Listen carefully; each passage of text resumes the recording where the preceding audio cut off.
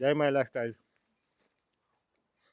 આમાં જે આપણું ભૂવસ્ત્ર અને ગ્રો મેજિક નહીં વાપર્યું એમાં જો સુકારો આવી ગયેલો છે ટોટલી ખેતરમાં. લગભગ 10 થી 15 વીઘા છે આ બટાકામાં આવો સુકારો આવ્યો છે.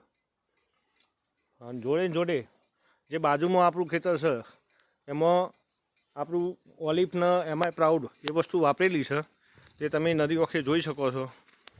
એમાં હજુ સુકારો નહીં આવ્યો.